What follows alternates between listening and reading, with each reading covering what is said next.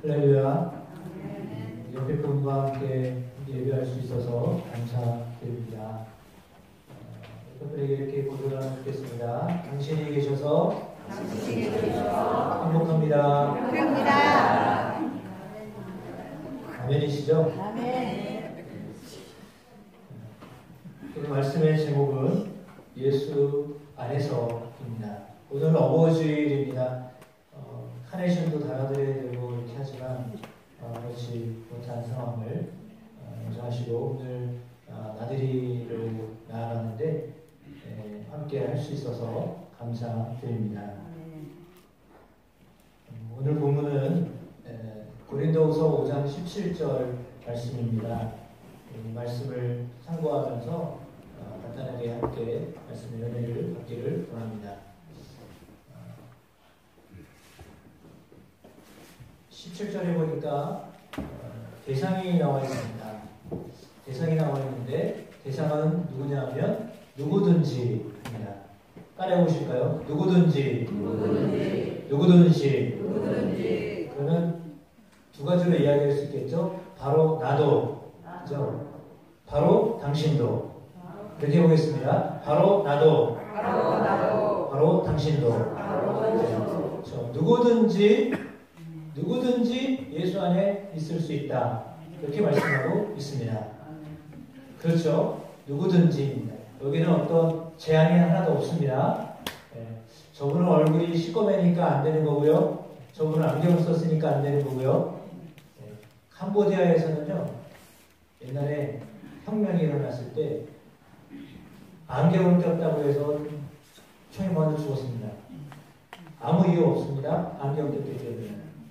학식이 있다고 생각해서 배운 사람들을 죽였습니다. 아이들을 공중에 뛰어 올려가지고 살해를 하고 그랬습니다. 끔찍한 이야기를 했지만 왜요? 제거의 대상이라고 생각했기 때문에 그렇습니다. 이 사람은 괜찮은 사람, 저 사람은 제거해야 될 사람 이렇게 구분하기 시작하면 그런 일들을 하면서도 정당화합니다. 이게 문제가 아니다 라고 생각되기가 쉽죠. 근데 예수 그리스도 안에서 우리가 다 새로운 피조물이다 라고 했습니다.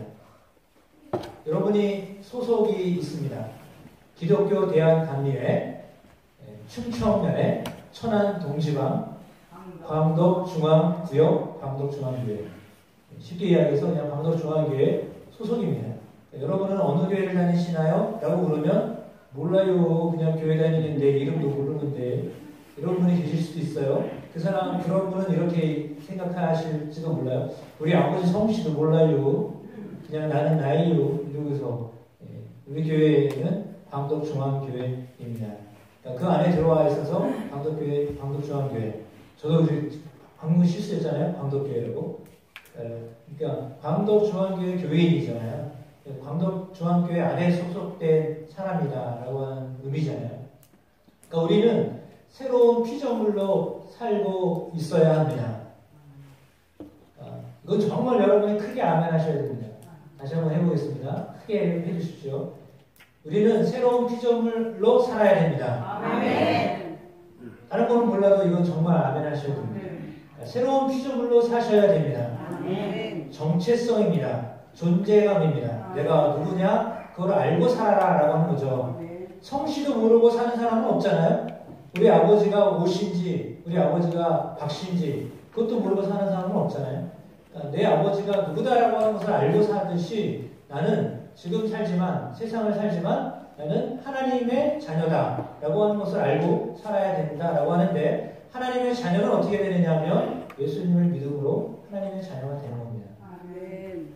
이 시간 여러분 안에서 내가 예수님을 믿습니다 라고 말로 고백할 뿐만 아니라 마음으로 시인하고 입으로 시인하면 마음으로 믿고 믿음으로 시인하면 구원을 얻은 겁니다. 영생을 얻은 것입니다. 자, 여러분이 지금 이 시간 나는 모르겠어요. 여기까지 예수 믿었는지 믿고 있는 건지도 잘 모르겠거든요. 그러나 지금 이 시간이라도 내가 예수님을 나의 주님이라고 믿습니다. 나의 주님이 예수님이십니다. 내가 아니라 예수님이 나의 주인이십니다. 라고 고백하고 예수님을 주님으로 누구라고요? 예수님은 전세방 사시는 분이 아닙니다. 월세방 사시는 분이 아닙니다. 우리에게 세를 내시는 분이 아니에요. 우리가 예수님 안에 거하는 사람이에요. 그러니까 주인이, 우리의 삶의 주인이 우리였는데 그게 아니라 이제부터는 예수님이 내 삶의 주인이십니다 라고 받아들이는 것이 예수님을 주님이라고 고백하는 겁니다. 그러니까 예수님은 이렇게 우리를 위해서 죽으신 분은 맞습니다. 우리를 위하여 희생하신 분 맞습니다. 그러나 그 예수님이 우리를 위하여 죽으셨다고 하여서 나에게 이렇게 나의 밑에 들어가 계신 분이 아닙니다. 나를 대신에 죽으셨지만 그러나 나는 예수님 안에 들어가 있는 거예요.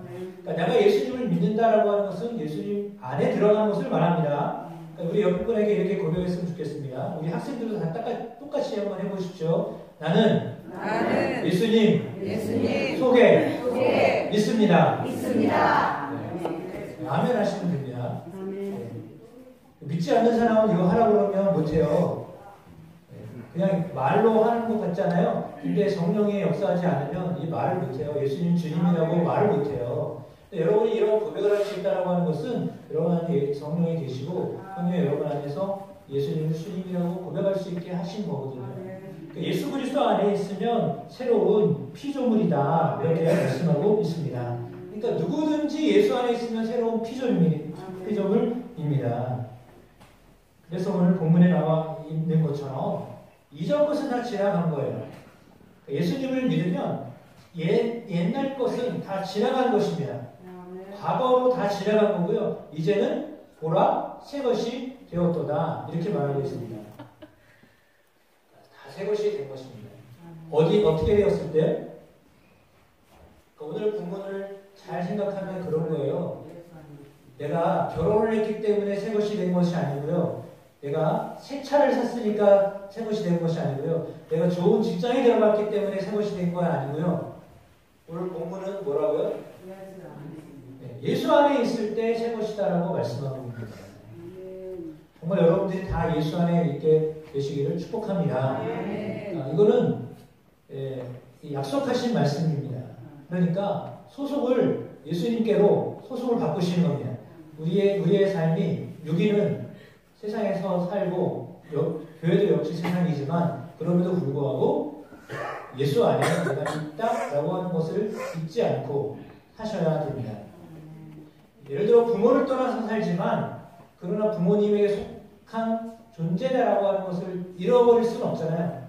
그 역할을 못할 수는 있지만 그걸 잊어버릴 수도 있겠지만 그러나 그 사실을 부인할 수는 없잖아요.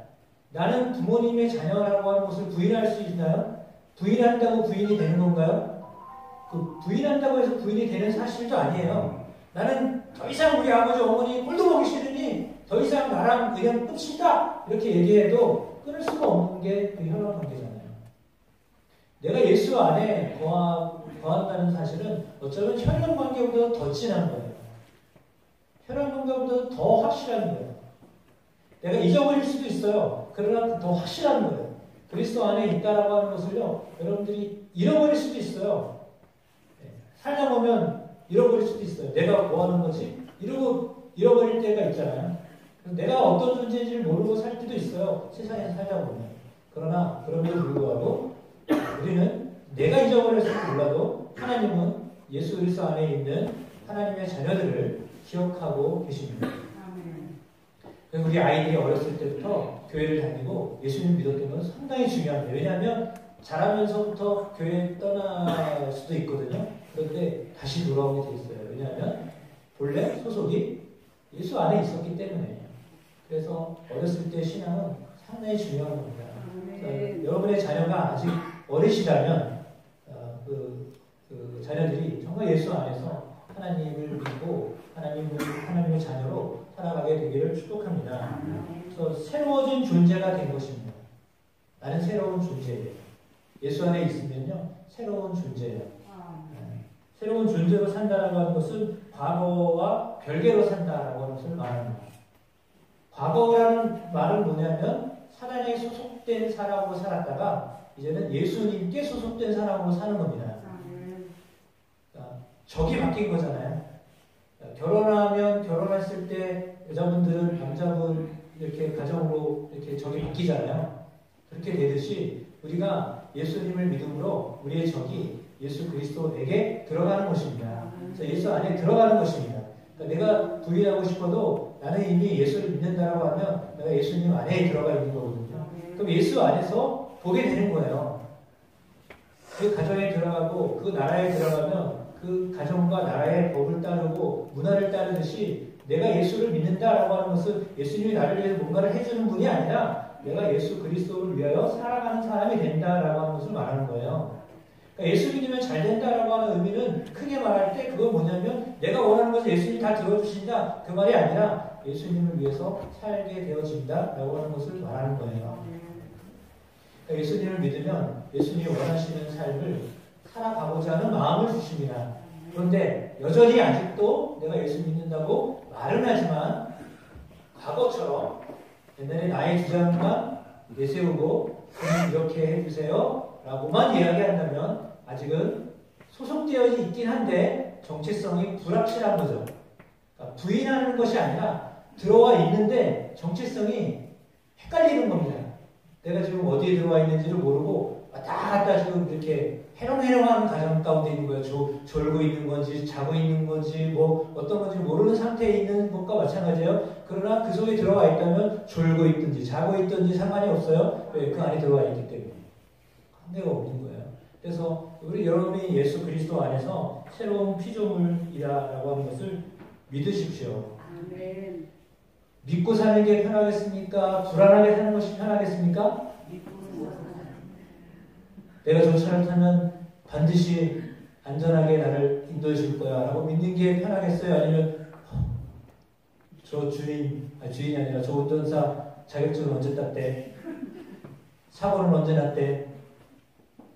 저 사람 오늘은 몇 시에 일어났지? 배고프진 않을까? 뭐 이런 거 다 걱정하면서 살면 여러분 걱정하는 것이 믿지 않는 거예요. 옆에 사람한테 이렇게 고백하십시오. 걱정하면 예수님을 안 믿는 겁니다. 걱정한다는 것은요, 믿지 않고 있다는 것을 말하는 거예요. 믿으십시오. 정말 믿으십시오. 예수 안에 있으면 예수께서 우리의 삶을 인도하신다는 것을 믿으셔야 됩니다. 버스 타고 걱정하는 사람은 없잖아요. 똑같은 겁니다. 예수 안에 있으면 예수께서 여러분을 인도하십니다. 그걸 믿으셔야 됩니다. 여러분 개인뿐만 아니라 여러분의 자녀도 인도하십니다. 여러분의 가정도 인도하십니다. 여러분의 일터도 인도하십니다. 그걸 믿으셔야 돼요. 걱정하지 마세요. 다 맡기세요. 주인이 맡겼다니까요. 주인이 걱정할 일입니다. 주인이 걱정하는 일입니다. 이렇게 될 것 같아요. 설교를 더 길게 갈 것 같아서 이렇게 정리하도록 하겠습니다. 여러분의 가정이 예수 안에 있게 되기를 축복합니다. 여러분의 삶이 예수 안에서 발견되기를 축복합니다. 여러분 예수님이 여러분의 삶을 인도하십니다. 맡겨드리면 알려주십니다.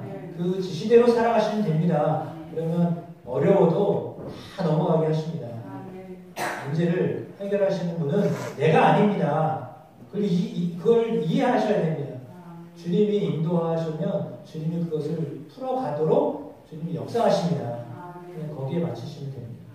여러분의 가정이 일터가 그렇게 되어주기를 주의 이름으로 축복합니다. 옆에 분에게 고백하겠습니다. 새 것이 되셨습니다. 새로워지셨습니다. 네, 그렇습니다. 그 정체성을 가지고 승리하는 삶을 살게 되시기를 축복합니다.